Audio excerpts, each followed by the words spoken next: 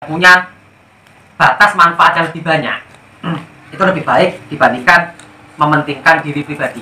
Sebagai contoh, kemarin saya contohkan bahwa orang menuntut ilmu itu lebih baik dibandingkan menghadiri sholat jamaah. Karena kalau sholat jamaah itu kan pribadi nawe dewi tok, untuk ganjaran. Kalau ilmu, kita menuntut ilmu, yang ini itu ke separuh akeh. Yang ke 20. Lanjut yang ke 21. Al-fardu afdalu minan nafli. Perkara yang wajib itu lebih utama dibandingkan perkara yang sunnah. Maksudnya, ketika kita melakukan ibadah fardu, ini pahalanya lebih banyak dibandingkan ibadah sunnah. Makanya sesuatu yang wajib itu didahulukan daripada sesuatu yang sunnah. Sebagai contoh, di dalam kitab-kitab fikih sing rada rendah, ya contohnya Mabadi lah, itu disebutkan bahwa sholat taraweh, salah satu syarat untuk melaksanakan sholat taraweh yaitu sudah sholat isya. Padahal tidak ada hubungannya sholat isya dengan sholat taraweh. Orang belum sholat isya, namun dia melaksanakan sholat taraweh sah, tidak ada hubungannya. Itu sesuatu yang terpisah. Karena sholat taraweh itu bukan ba'diyah, bukan qobliyah. Kalau ba'diyah harus dilakukan setelah melakukan sholat fardu. Ini tidak. Terus mengapa di dalam fikih dikarenakan begitu, fikih yang dasar, untuk mengajari tadi bahwa diutamakan, dibiasakan mendahulukan sesuatu yang wajib daripada sesuatu yang sunnah. Sebagai contoh, biasanya wong-wong wedok lek haid arep nyaur posone, baru dia juga ingin puasa Syawal. Mau haidnya 2 hari atau 7 hari lah. Terus dia ingin puasa Syawal. Banyak yang kurang paham, dia mendahulukan puasa Syawal dulu, baru nyaur utang. Padahal sing wajib sing ndi? Nyaur utang. Harusnya yang didahulukan adalah nyaur utangnya dulu, baru poso sunnah. Tapi walaupun begitu, ketika kita poso sunnah dulu baru nyaur utang, ini ya tidak masalah. Tidak masalah. Boleh. Seperti ini kan wajib ya, wajib dengan wajib. Tapi kalau sunnah dengan sunnah, ini saya kira tidak ada masalah. Karena ada orang yang mempermasalahkan bagaimana hukumnya orang yang kurban sedangkan anaknya belum dakeko. Dia mendahulukan kurbannya dulu. Sedangkan anaknya belum dakeko dari ke-7. Dari ke-7 lahir, anaknya belum dakeko. Nah, dia mendahulukan kurban. Apakah boleh? Ya boleh, tidak apa-apa, karena ini sunnah sama sunnah. Tapi kalau wajib sama sunnah tidak boleh. Kita bernazar, saya kalau berhasil pulang, atau berhasil bagaimana, akan puasa nadar 3 hari berturut-turut, gitu tak? Nah, pas sehingga cita-citanya itu berhasil. Nah, pas ketepaan gue sampai pengen poso Sa'ban atau poso Muharram, ini sunnah. Sama dahulukan poso Muharram ini atau poso Sa'ban, ini kurang baik. Ini kurang baik. Lebih baiknya nadarmu gue ditepati dulu, kali wajib. Lalu setelah itu poso sunnah. Begitu juga orang sedekah dengan zakat mal. Ingat, zakat mal ini harus dengan niat. Kalau sedekah tidak usah dengan niat, karena zakat mal hukumnya wajib. Sampai zakat malnya 2 juta. Terus orang niat zakat mal, syukur bawanya uang, ini tidak sah. Namun sedekah masih sama yang lindur, orang lain nggak ada duit, ya ini tetap sah sedekahmu. Ini berbeda. Kadang-kadang orang bedakan kalau zakat ini harus dengan niat. Saya niat zakat. Kalau sedekah nggak usah. Oke. Jadi, oleh karena itu ada hadis yang menyatakan bahwa barang siapa yang melaksanakan ibadah fardu di bulan Ramadan, maka pahalanya dilipat gandakan 70 kali lipat. Tapi barang siapa melaksanakan sunnah, perkara sunnah di bulan Ramadan, pahalanya seperti melaksanakan ibadah fardu di luar bulan Ramadan. Yang ke-22 yang tadi, sesuatu yang wajib itu didahulukan daripada sesuatu yang sunnah. Begitu juga tentang kita tak lebar nih, tentang pernikahan. Ini ketika laki-laki ini memang sudah mampu, sudah mapan, yo enek sing gelem, syaratnya tapi kan enek sing gelem. Ini dia sebenarnya sudah harus mendahulukan menikah dibandingkan dengan mencari kesibukan aktivitas bekerja. Ini harus tahu rapi kabeh ya. Itu. Jadi, karena menikah itu wajib bagi dia yang sudah tidak bisa menahan syahwat. Yang bagi yang belum pernah, wes tahu nikah wis bojo, walaupun ada rasa syahwat ingin menikah lagi, ini lebih baik diundurkan niatnya, diundurkan dulu niatnya. Ada mau perang corona kedua nanti. Ya kan? Lah nek wis mampu tapi calonnya rong enek mau, sing bujang mau. Nah ini belum wajib. Belum wajib. Ketika calon sudah ada, calonnya gelem, dalam artian calon gelem. Dan dia sudah mampu dan ya sudah waktunya, tidak bisa menahan syahwat. Wajib menikah dulu. Masalah rezeki carry. Kalau rezeki sing kosong. Yang ke-22. Kaidah yang ke-22 yaitu al-fadilatul muta'allaqatu bi dzati ibadah aula minal muta'allaqati bi makanihi. Artinya sesuatu yang digantungkan dengan zatnya ibadah. Hakikatnya ibadah itu lebih bagus atau lebih baik dibandingkan dengan digantungkan dengan tempat atau waktu. Di sini ada yang memberikan contoh sholat fardu itu lebih baik di masjid dibandingkan di rumah. Karena kenapa? Karena zatnya sholat fardu itu adalah di masjid, al-masjidun artinya tempat sujud. Berbeda sholat sunnah, ini lebih baik di rumah dibandingkan di masjid. Hadis Rasul, as-sholatu fi buyutikum, sholatlah kalian di rumahmu ilal maktubah, kecuali sholat wajib. Sebagai contoh lagi,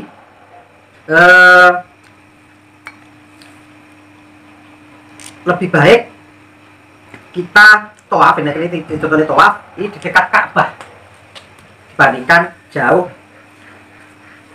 dari Ka'bah, karena tawaf ini pada hakikatnya adalah menghubungi Ka'bah, bukan digantungkan pada tempat tapi digantungkan pada zatnya ibadah itu sendiri.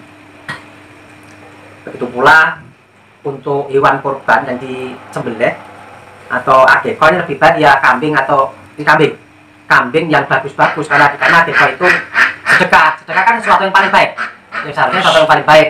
Sampai kita bersedekah dengan sesuatu yang sampai dhewe gelem, akhirnya diwek ning wong iki jenenge sedekah timbange musko nek kono akhire mbok buak ngono ayak ya ta.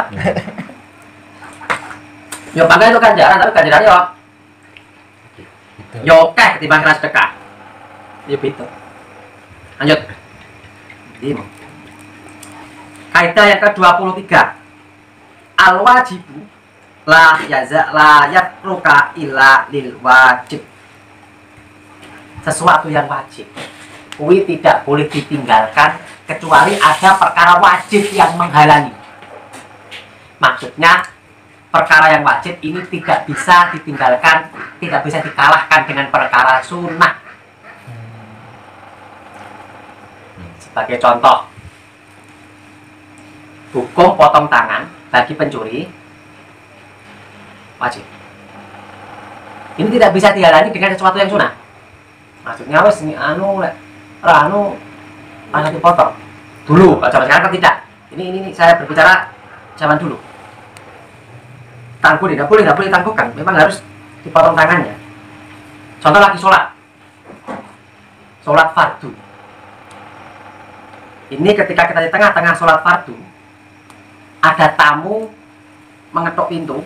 Ini kita seharusnya tidak boleh membatalkan sholat, ditunggu. Kecuali kalau yang memanggil ibu atau ada kan wajib ini, memenuhi panggilan orang tua kan wajib. Atau ada sesuatu yang kita tolong, seperti wes kita genah nih, ada yang nulungi pitik, apa nulungi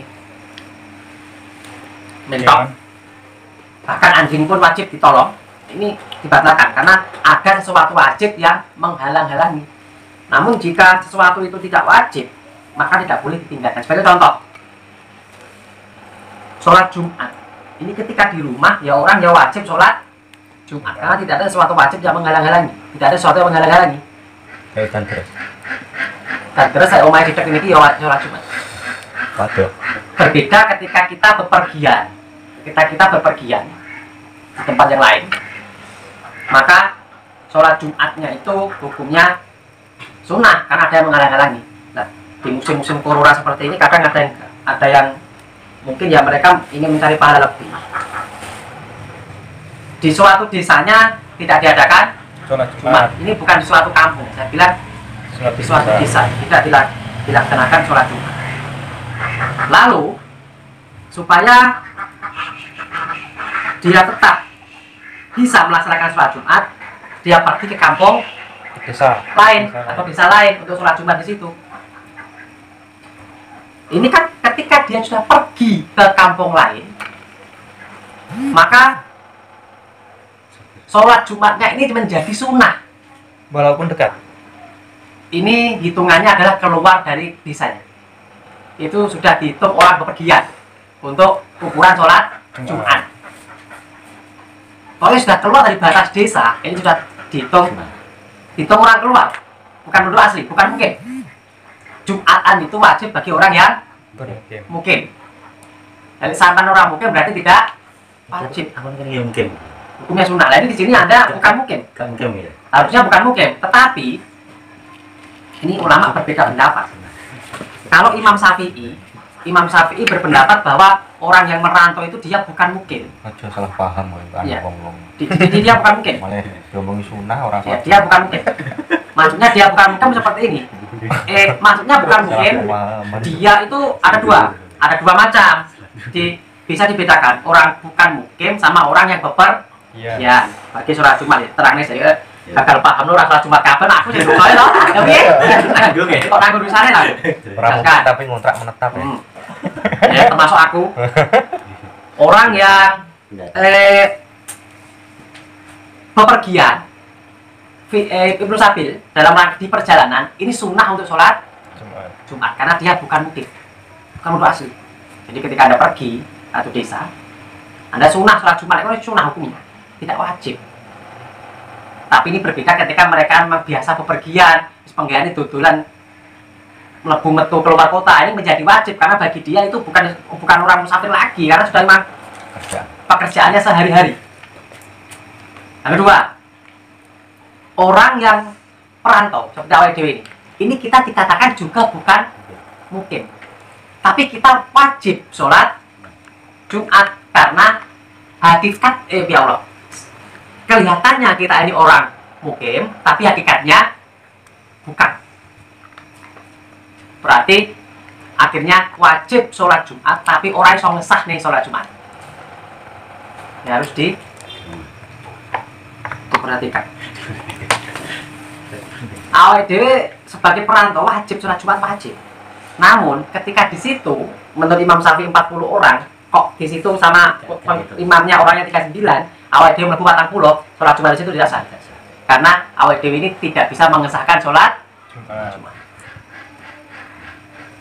Begitu pula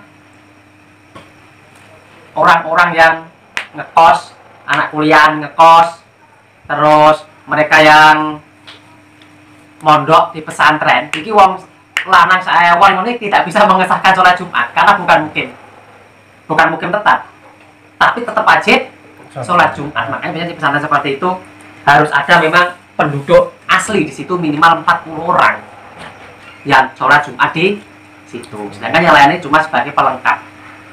Jadi biasanya cacat pondok sing anyelne takoni lha nyaporan dan mlebu masjid wong wis khotbah barang. Lah ya nyapo rokokan sik kene wong ora iso ngesane salat Jumat kok bingung. Tambahan Dulu nih gue Ya bener, ya kan bener. Bisa jawab tuh. Namun wajib ya kan? Wajib. Masa buat tiru Pak kira awakmu kowe keri terus kadung ya. Kadung gak tiru rong Jumatan ya. Ya apa ora iso Udah ngesane. keri terus aku. Apa cangkangnya? Udah dhisik oleh unta wae, pakan larang saiki. Makan larang golek sendok ngene nek ya. Padahal selama kali. Karek ngeplok ya. Unta makan kan belah. Suwi ora ada. Di sini ada dicontohkan dari kaidah tadi sujud sahwi dan sujud tilawah tidak wajib. Namun jika tidak disyariatkan tentu tidak perlu dilakukan. Nah, di sini digabungkan dengan segala bentuk ibadah itu sebenarnya hukumnya haram kecuali yang diperintah. Ya, ibadah kita kepada yang puasa ini sebenarnya hukumnya haram. Kullu ibadatin haram kecuali yang diperintah. Kita aman kecuali dengan perintah. Sholat ini hukumnya haram. Sholat itu coba potong deh. Kalau sholat hukumnya haram coba potong kan susah kan?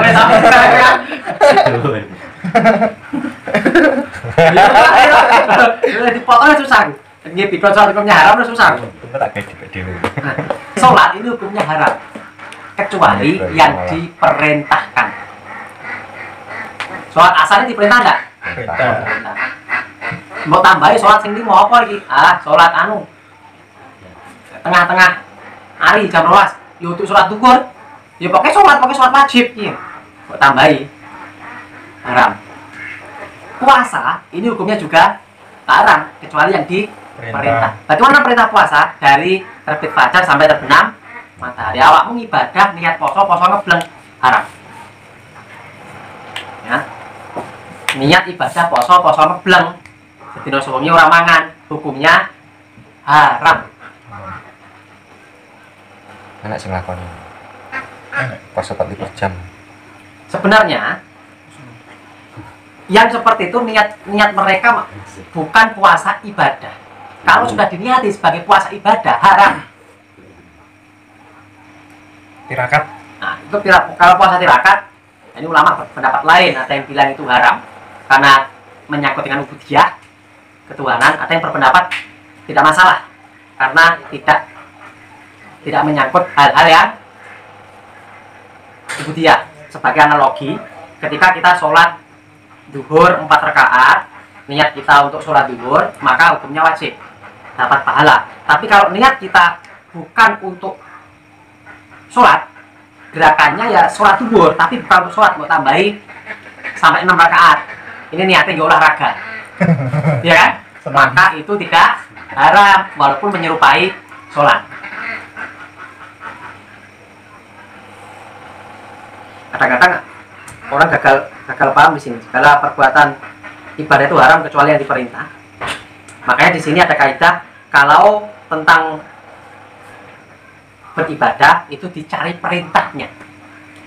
Masalah ibadah dicari perintahnya. Kalau tidak ada perintahnya jangan dilakukan.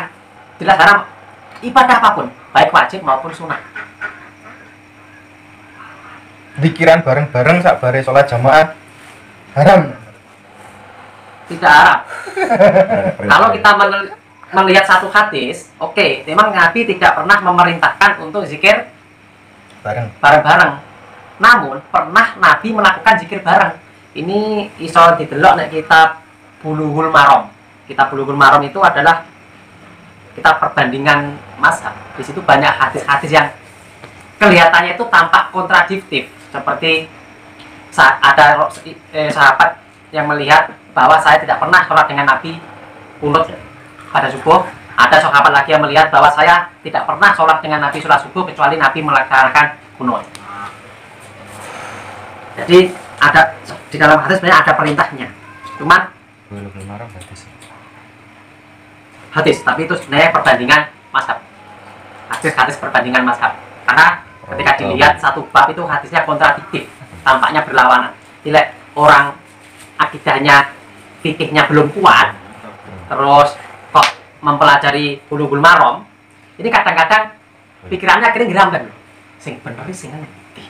Nek kene ana hati sih, dan nek kene ana hati sih. Nah kok kayak gini. Namun jika kita sudah kuat, tidak masalah. Itu untuk sekedar pengetahuan, akhirnya kita tidak terlalu menyalahkan orang lain dalam ibadah kita. Tadi. Kalau masalah ibadah dicari perintah, tidak ada perintahnya, tolong ditinggalkan. Namun jangan sampai kita mengklaim, wah ibadahku nggak ada perintah, karena kita belum tahu. Oh tahlilan itu ada perintah, pitung dino sampai pitung dino terus 40 dino, 1000 dino nggak ada perintah. Haram. Nah ini permasalahannya kita belum tahu. Kita tidak bisa mengklaim karena kita belum tahu. Kadang-kadang orang yang belum tahu langsung mengklaim ini ya nggak apa-apa, nggak tahlilan ya nggak apa-apa. Cuman ketika tahlilan nggak masalah karena memang ada perintah, ada hadis. Secara tidak langsung ada hadis yang menyatakan bahwa Nabi pernah, para waktu sahabat dulu pernah mengatakan hal itu. Dan mengatakan lagi bahwa ketika memang ada hadis yang mengatakan ketika ada kematian maka diharamkan berpesta di situ, makan-makan, ya kan? Oke. Nah, tahlilan kan makan-makan. Berarti haram dong? Tidak haram.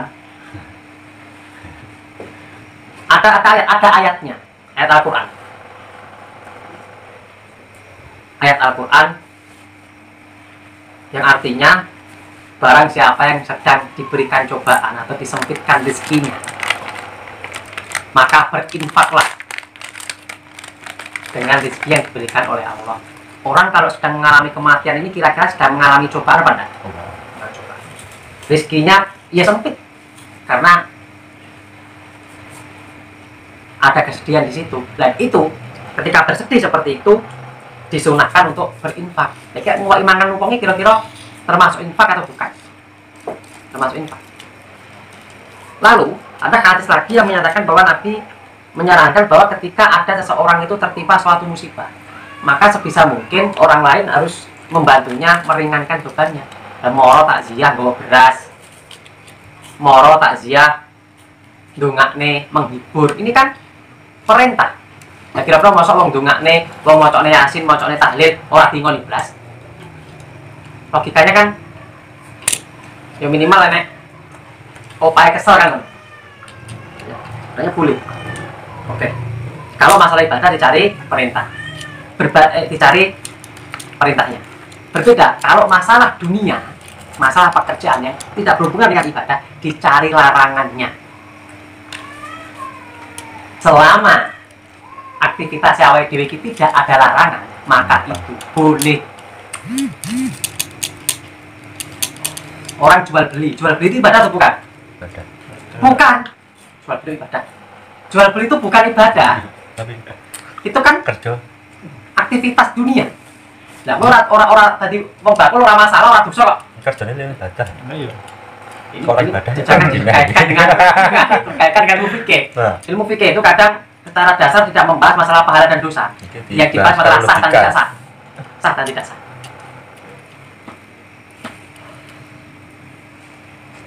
Jual beli, maka cari larangannya. Bagaimana larangan jual beli? Wong ini tidak boleh jual beli begini, tidak boleh jual beli dengan menipu. Nah, ketika jual beli itu tidak ada larangannya, maka lakukan. Lah aku ini dodolan sayawu atau tak terus pelawa, orang larangannya. Jalan-jalan pagi, ini bukan ibadah. Oke lah, kalau anda niat ibadah itu terserah. Yang penting hakikatnya jalan-jalan pagi itu bukan ibadah. Ini dicari larangannya. Ada nggak larangan jalan-jalan pagi? Ada. Tidak ada. Kencang bojone tonggo. Ada. Ini larangan, ya kan? Larangannya kui, maksudnya termasuk larangan loh. Berarti kau oleh kan? Tapi kalau kita jalan-jalan pagi, oke.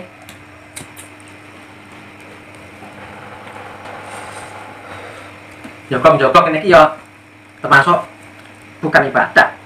Jogoknya termasuk amal aktivitas dunia. Ketika tidak ada larangannya ya boleh. Tamu ketika membicarakan ngamal nomor apa piye. Nah, ini tidak boleh. Oh diem. Mana atuh ya? Oke, 24. Ma aujaba a'doma amro ini dikhususihi la yujibu ahwahuma di umumihi. Artinya kewajiban yang ada pada sesuatu yang lebih besar itu bisa mengukurkan kewajiban pada sesuatu yang lebih kecil. Di sini dicontohkan mandi wajib atau mandi besar ini bisa mengukurkan wudhu. Jadi orang setelah dia hadas besar, ya, lalu mandi besar, maka setelah mandi besar untuk sholat tidak usah berwudhu kembali. Dengan catatan ketika mandi besar tidak melakukan hal-hal yang membatalkan wudhu, ngentut, nguyuh, ngising, menyentuh kemaluan, bertubur. Ketika 5 hal ini tidak dilakukan, maka setelah mandi besar langsung boleh sholat, tidak usah berwudhu. Iya mandi besar hati kosong. Aku cukup basah tok. Aku Pak. Iya lah. Ini bisa diakali, Bro. Basah tok. Hai. Kayak selang. Kalau Hati kosong iki. kalau mau menggosok, ketika kita tidak mau berwudu lagi bisa, bagaimana? Pakai sarung tangan kok bingung. Kan kita tidak kali. Atas ada satu tangan. tidak khusus masalah kemaluan, kan kemaluan kalau dubur kan. Tidak menyentuh secara langsung kan ada masalah. Apa tuh apa lah wudu. Ini namanya hukum fikih seperti itu maksudnya. Artinya sesuatu yang besar itu bisa mencukupi. Kalau pemahamannya ngawur kabeh gue sesuai. Boleh, tidak apa-apa. Seperti contoh, membersihkan najis. Membersihkan najis itu ada batas minimal, ada batas maksimal. Batas minimal membersihkan najis yaitu di mana batas maksimalnya? Di batas minimalnya hilang bau, rasa, dan warna. Ya.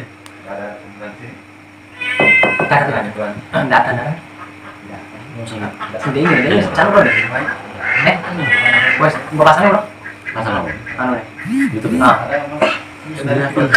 Beres? Beres bro? Karena ini mau nasi goreng. Oh, Jam itu. Ya. beres?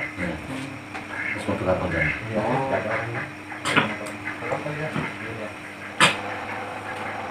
Nanti gitu. Cah mau loh, sudah. Gimana? Cah mau. Bukan juga. Masa? Iya. Mana durian? Pamit ini orang ya. Kamu durian.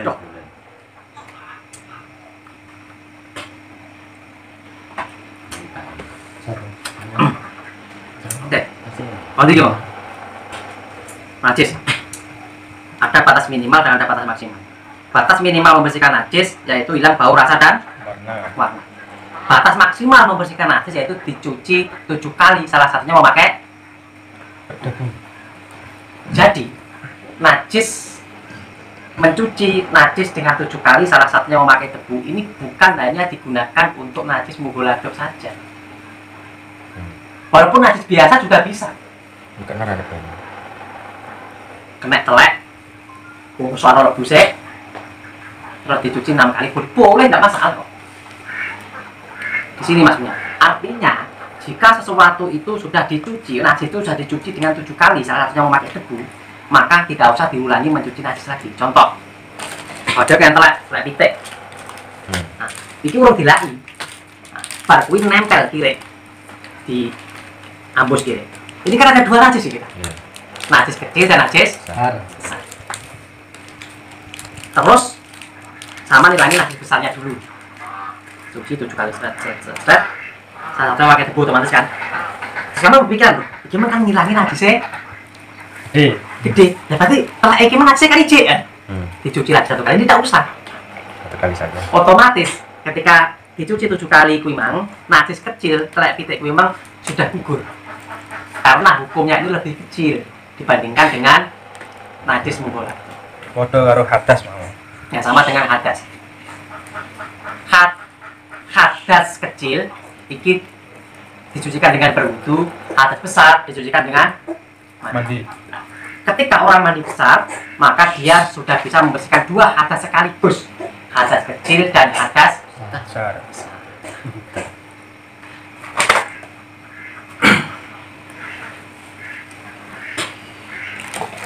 Yang ke-25,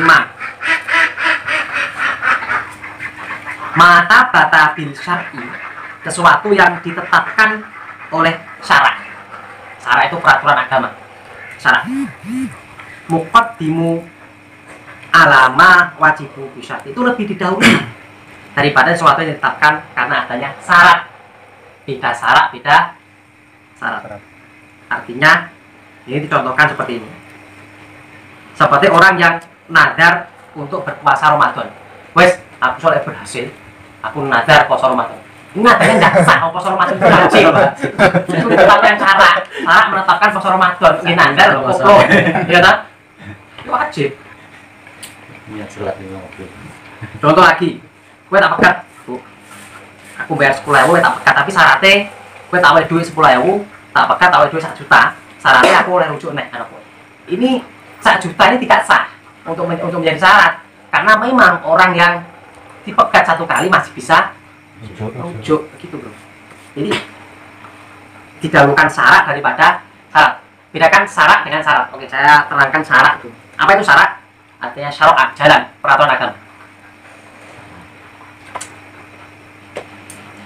Orang kadang-kadang membedakan antara syarat dengan fikih. Berbeda ya? Ya Allah, orang kadang-kadang menyamakan antara syarat dengan fikih. Tidak sama. Syarat itu adalah ketetapan yang dibebankan kepada muslim, mukallaf, tanpa boleh dirubah. Syarat. Poso, ya ora dirubah, ya tetap ngono kuwi. Salat, zakat, ya ukurannya tetap 2,5 minimal. Zakat mal, ini syarat. Haji, ini syarat. Berbeda dengan fikih. Kalau fikih itu bisa berubah. Kemarin saya ceritanya fikih itu hanya berkisar antara logika. Sesuatu yang masuk ke ranah fikih ini harus bisa diterangkan dengan akal. Kalau tidak bisa diterangkan dengan akal, ini bukan fikih. Salat. Oke, maksudnya tak tahu lagi nah ya kan? Dengan fikih. Syarat itu mang, syarat itu dibebankan kepada mukallaf, orang Islam, sesuai dengan peraturan Allah. Berbeda dengan syarat. Kalau syarat itu dibebankan kepada orang mukallaf, yang mana orang itu melakukan suatu hal. Ketika orang itu tidak melakukan suatu hal, maka syarat ini tidak berguna. Kalau syarat, mbok wong yang nglakoni apa ora nglakoni, tetap wajib. Syarat ini kan tetap wajib bagi orang Islam, bagaimanapun keadaannya. Namun kalau syarat tergantung pekerjaan atau kegiatan orang itu. Sebagai contoh kecil, di dalam usul fikih, ilmu fikih, syarat ini dibagi 5. Jadi berhubungan dengan pekerjaan seseorang. Pertama, ada yang namanya sebab. Ini syarat ini termasuk ke dalam, ulangi, dibagi menjadi 5. Syarat ini termasuk ke dalam hukum wad'i. Hukum wad'i itu sesuai dengan pekerjaan. Yang pertama sebab. Ada hal tertentu yang menyebabkan seseorang harus melakukan sesuatu. Ketika orang melakukan sesuatu, contoh, sebab orang puasa Ramadan karena dia sudah memasuki bulan Ramadan. Jika sebab ini hilang, maka kewajiban itu tidak ada. Sebab orang sholat duhur karena sudah masuk waktu duhur. Ketika belum masuk waktu duhur, tidak ada kewajiban. Yang kedua, syarat ini tadi. Apa itu pengertian syarat? Sesuatu yang harus dilakukan sebelum melakukan sesuatu. Tidak sah sesuatu itu kecuali dengan sesuatu. Syaratnya sholat pertama muslim. Kalau tidak muslim, apakah sah sholat? Tidak. Ya orang. Parah. Engko meh haram. Ini haram. Ini haram jam. Terus selalu bilang haram susah. Hukum ada 5 bro. Hukum Islam itu ada 5. Wajib, sunnah, mubah, makruh, haram. Haram yang terakhir. Nah, jangan hanya diringkas menjadi 2 hal ada. Ini susah ini kalau kadang-kadang ada yang ringkas hukum ini berloro. Era halal ya haram, waduh, parah. Iso mek cepet men. 5 kok. Sing enak label halal haram ning panganan kan, ya tur halal haram. Makanan. Wow. Benar tadi. Syaratnya sahnya sholat yaitu menutup aurat yang kedua. Nah, syarat ini menjadi sesuatu yang wajib dipenuhi ketika akan melakukan sesuatu yang berhubungan itu. Makanya ada kaidah fikih yang mengatakan sesuatu yang dengannya sebuah pekerjaan tidak bisa sempurna, maka hukumnya sesuatu itu wajib. Sholat tidak sempurna dengan menutup aurat, maka kita wajib memakai baju yang menutup aurat ketika sholat. Loh, kok tidak punya baju? Wajib beli. Kita usah mau nih wong sing duit, sama ada duit itu. Hukumnya wajib. Ini syarat. Tidak sah sesuatu kecuali dengan hal itu. Syaratnya sholat wudu, maka harus wudu dulu. Setelah syarat, ada lagi yang namanya mani. mani itu penghalang. Seseorang terhalang untuk melakukan hal tertentu karena adanya mani atau penghalang yang ada. Contoh, orang sedang haid, maka dia terhalang untuk melaksanakan sholat. Orang dalam keadaan miskin, maka dia terhalang untuk membayar zakat, baik fitrah maupun mal. Mal tidak mungkin, mal atau tidak mal, fitrah.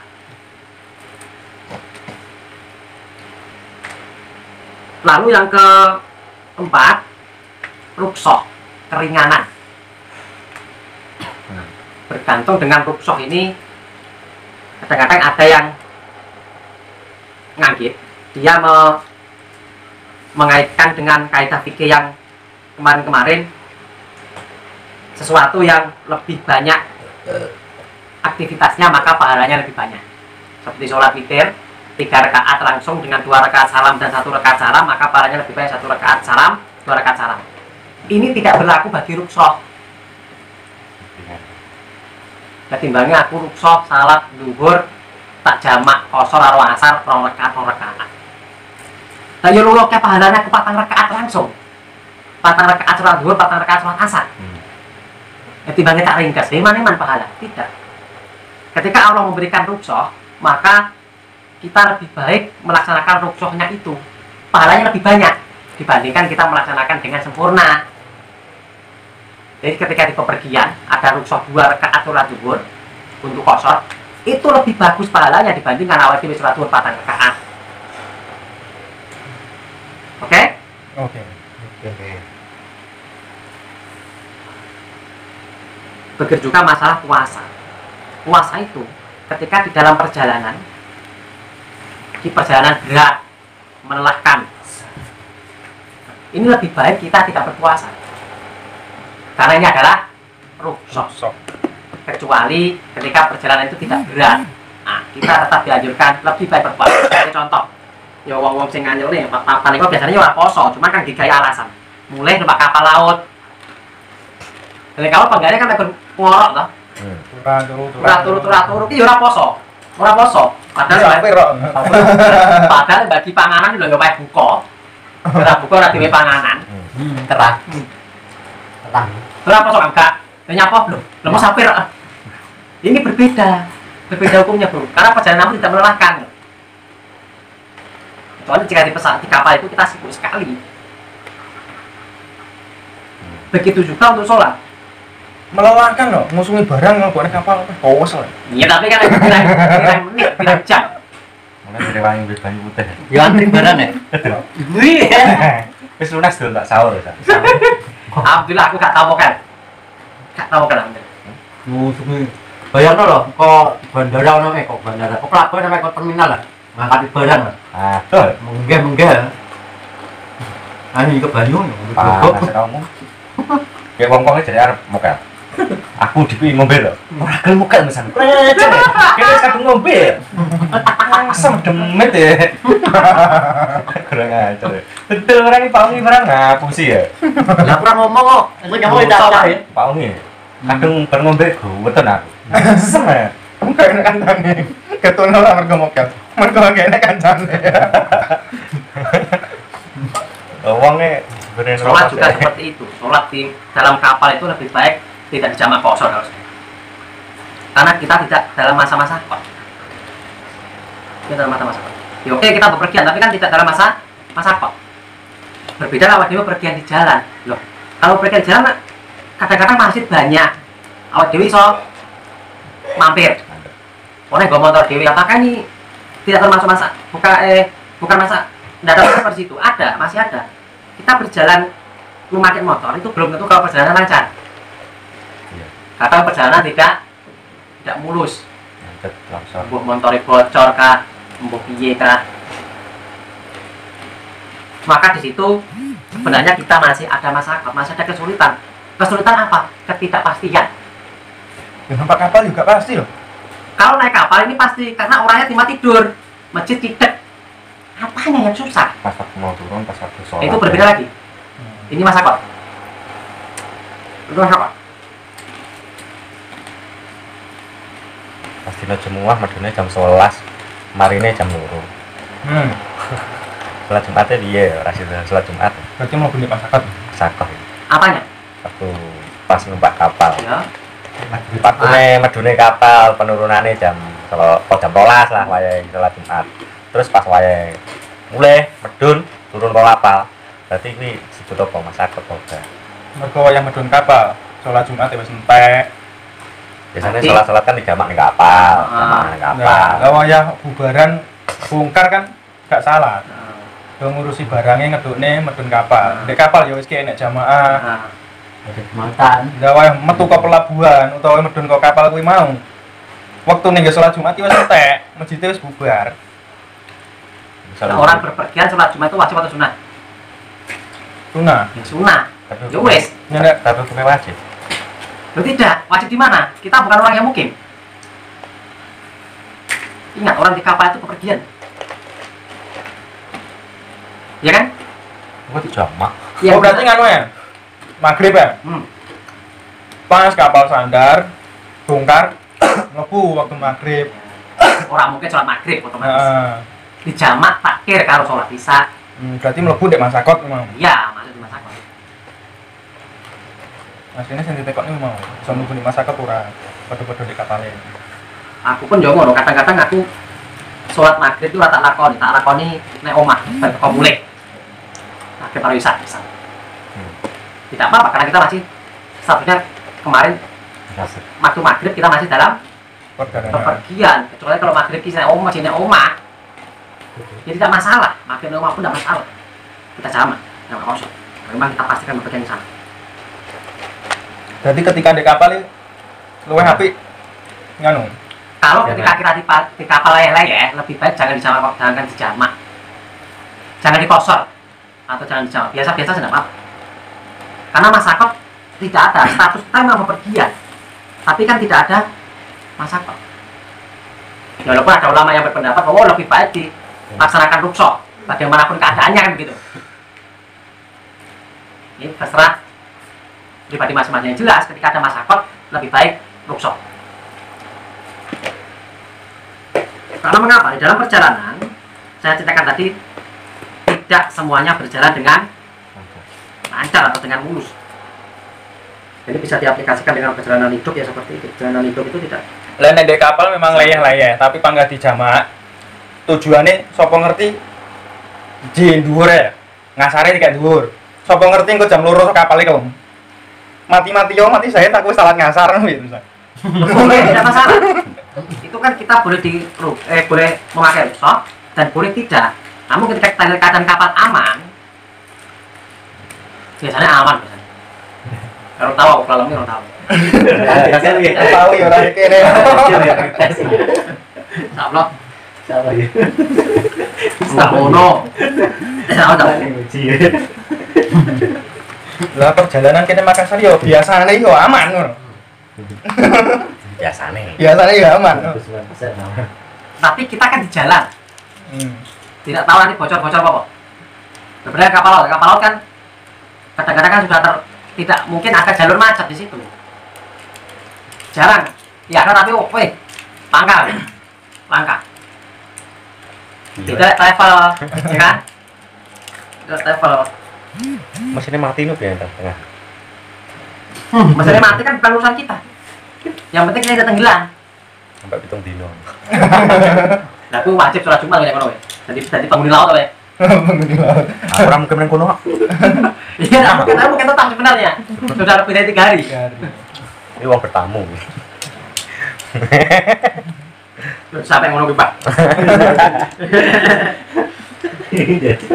Oke. Rukshoh. Yang kelima, hukum mati tadi setelah rukshoh yaitu sah dan batal. Sesuatu ibadah itu sah jika memenuhi rukun-rukunnya dan batal jika rukunnya tidak terpenuhi atau melakukan hal yang membatalkan sesuatu itu. Sholat seperti itu juga, wudhu seperti itu juga. 25 ya. Sekarang Berarti nganu kemeng apa? Sarak. Nah, Bedane sarak karo syariat. ya.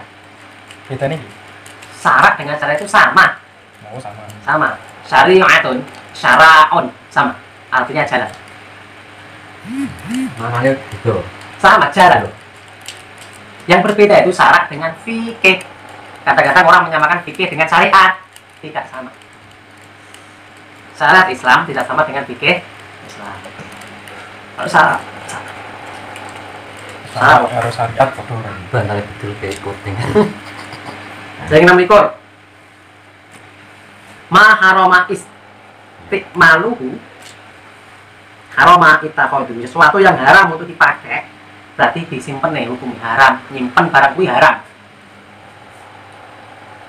Minuman keras kuwi haram dipakai.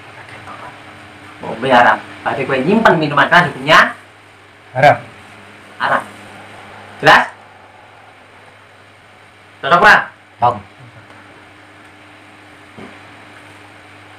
Selain istri sah kita haram Simpen. dipakai, maka mempunyai istri simpanan hukumnya juga Haram. haram. Kamu lagi sesuatu yang haram disimpan dipakai maka disimpan juga haram. Oh gak apa-apa aku nyimpen tok, oh nanti haram. Menyimpan kontak. Ganja itu hukumnya haram. Jadi awet benar ganja hukumnya juga haram. Kenapa hal seperti ini terjadi? Wong kita kalau tidak memakai, kita akan cuma menyimpan. Nah kalau itu ketut karom ini apa? Adalah untuk memotong perkara yang dosa. Satu dariat memotong perkara yang haram, menghalang-halangi. Kalau dewi nyimpen ganja nih, mah yo dia orang ngakoni tapi mungkin keterlibatan awal dewi, nek wong dia mlebu, dicikok, dikonsumsi. Ini kan kita kan kecipratan karom. Tidak boleh melakukan, maksudnya oleh karena itu haram. Lanjut ke 27. Ya, main jam, jam 09.00 jam 10 menit. Ma haroma akhoduhu haroma ittaquhu. Sesuatu yang haram diambil yang haram, maka haram pula diberikan kepada orang lain. Ya contohnya ya minuman keras tadi bisa, barang curian juga bisa. Podo ini sebenarnya 26 27 itu hampir sama. Yang ke-28 al-mashghulu la yashghulu. Sesuatu yang sudah sibuk ini tidak boleh ditambah kesibukan lagi. Apapun, kalau dia sudah sibuk, maka jangan kamu tambah kesibukannya. Kayak ditarik ke ilmu humanoriat, ilmu keluarga. Kayak bojone awake dhewe wis repot. Maka jangan ditambahi beban. Ringankan bebannya, ringankan. Repot masak, repot ngomong anak, repot umbah-umbah, repot ngepel. Ini sebisa mungkin suami harus meringankan. Ditambahi bojone kok piye yang ringan. Boleh rewang. Masuk. Masuk. Nah, dipotong lho, potong. Kesel deh. Boleh rewang nih. Sesuatu yang sudah sibuk tidak boleh sibukkan lagi. Biasanya kira apa bocah mau tarik memang anu yang akhirnya perang dunia keempat. Oke, ditarik ke hukum fikih. Sesuatu yang disibukkan tidak boleh disibukkan lagi. Barang gadean, HP Gadean itu. iki tak gade nyamai sampean ya punya kuat. Ini barang kan sudah sibuk. Apa kesibukannya? Statusnya gade. Tidak boleh kamu sibukkan lagi. Puat gade ini nanya sampean. Haram hukumnya. Karena ini sudah sibuk digadekan. Maka jangan ditambah kesibukan lagi. Oke, ditarik ke jual beli. Ki HP stadol 30.000 cash. Statusnya HP 30.000 Cash. Apa kesibukannya HP ini? Sudah disibukkan dengan 30.000 cash. Maka jangan kamu tambah kesibukan lagi. Wes oleh saya ketemu cicil. Nah, berarti kan kamu tambah kesibukan lagi. Bagaimana? Tulisannya begini. Jadi kamu tambah kesibukan lagi. Artinya ada dua kesibukan di dalam satu HP ini tidak boleh. Iya betul. Masuk. Terus lagi barang yang merupakan status pinjaman. Awet dewi nilai motor nyamai tonggo. Ini kan sudah termasuk barang pinjaman. Maka barang pinjaman itu tidak boleh kita pinjamkan lagi kepada orang lain. Kredit motor berarti tidak dari motor bodong. Nah, kayak kredit motor. Kalau didol sudah fatal, oke fatal. Motor ini statusnya kredit. Ini sudah minta belum? Ini milik orang lain. Statusnya kita masih kayak sewa. Bok gadek nih bisa. Ini hukumnya juga tidak boleh karena sih menyibukkan sesuatu dengan sesuatu yang lain. Makanya jual beli dengan dua harga kan tidak boleh kan seperti itu. Jangan disibukkan lagi. Statusnya satu saja.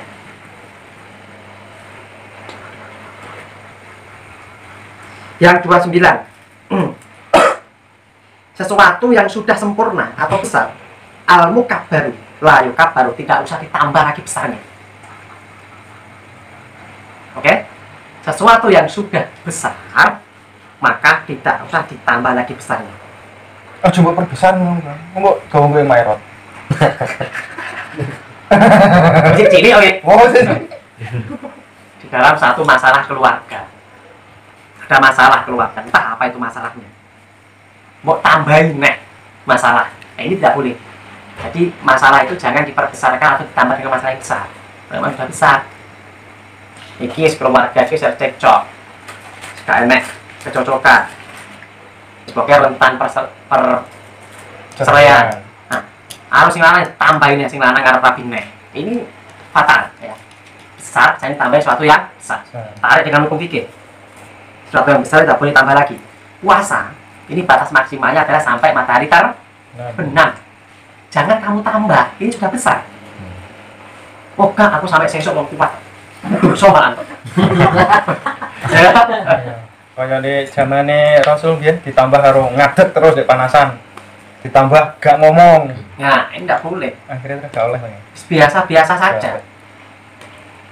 Sholat yang ngono kuwi 4 rakaat ini sudah sesuatu 17 rakaat ini sudah maksimal untuk sholat wajib. Maka jangan ditambah dengan sholat wajib ditambah Atau berapa banyak? rakaate. Nah, pengen nambah sholat sunnah. Tapi 12 rakaat kadang-kadang dilakoni kadang-kadang ora. Ya kan? Kadang ya jengka-jengki tok. Terakhir yang ke-30. Ma ista'ajjalo syai'an qabla awaluhu. Sesuatu yang barang siapa yang tergesa-gesa dengan sesuatu muhibah pikir manihi, maka siap-siaplah kalian kecewa. Seseorang yang tergesa-gesa maka tidak akan mendapatkan. Siap-siap kecewa. Kesuksesan. Ini saya tarik ke hukum fikih dulu. Nanti saya terangkan ke hukum sosial. Sesuatu yang tergesa-gesa, maka orang itu tidak mendapatkan. Orang mau sholat subuh, belum masuk waktu subuh. Wah, tak cepat deh sholat subuhku, aku tak repot. Dia tidak akan mendapatkan pahala sholat subuhnya karena belum masuk waktunya. Sabar. Boleh ki wajib buka ini kudune bisa nih. Dan kurang 10 menit aku suwen. Kosongmu batal. Ya kan? Karena belum pada waktunya, karena tergesa-gesa. Akan sesuatu yang tergesa-gesa tidak bisa mendapatkan. Ngenteni aja adane Wijang Songo kesuwen Surabaya sajen. Iya, akan apa? Oke, ini ditarik ke hukum fikih masih banyak hal-hal lain. Ilmu masalah pikiran yang memang tidak boleh tergesa-gesa dan harus pada waktunya. Tarik ke sosial. Kesuksesan juga begitu. Orang sukses itu tidak boleh tergesa-gesa. Ketika tergesa-gesa, maka kesuksesan itu tidak akan didapat. Jadi nikmati saja proses. Wah, aku ingin yang pengen sugih. Minggu Kak Joko 3 tahun wis. Ikone kuku. 3 tahun wis sugih. Tidak perlu ternak apa tuyul. Jadi tidak ada keberkahan di situ. Saya kira undang sugih kudunya iki barangku itu tak bal larang ini. Nek ra ngono wis ada berhasil kesuwen sama mati aku. Jadi akhirnya barang modal 10.000, bintang pengen sugih pengen iso munggah kaji. Itu 1.000 cash. Dindeng utang ya. Ya oke, Anda sehari 2 hari 1 bulan 2 bulan untung Anda banyak. Namun Akhirnya lambat laun akhirnya mobil yang male. pilih balik ya. Rugi Itu terawang. nyor itu Oke, orang lulas itu terawang. ini semua Delok. memang seperti itu. Ini kan tidak menyinggung satu orang satu yang lain. Memang seperti itu. Ada anunya, ada apa namanya? Ada hukumnya memang. Hukum alam itu berbicara. Berarti sing kaya sampeyan nang Jawa iki kakek tadi yo. Iya. Ini musim corona ini kayak Kadang tak doli larang-larang ben iso mulai lah. Mulai larang di duit. musim corona ini kabeh ngono. Jadi itu. Kamu di sini apa tidul? Lah yo kita tiket ya. Ingin kesuksesan, keberhasilan ini jangan tergesa-gesa. Nikmati proses. Wis teng iki dinikmati ya. Ame dhewe kerja sing ngene iki dinikmati, soalnya mati-mati dhewe. Nikmati. Apapun, pekerjaan juga begitu. Bahkan ketika dulu saya masih muda, saya jadi enom sih. Ketika kita ingin mendapatkan pasangan yang baik dalam rangka PDKT lah. Ini ketika kita melamar orang, atau istilahnya anak muda sekarang nembak pasangan, nembak cewek, ini juga tidak boleh tergesa-gesa. Kalau tergesa-gesa fatal kan? Fatal praktek nih bolak-balik. Fatal. Dia harus sabar, sabar dan sabar. Sabar lah dia ngomong.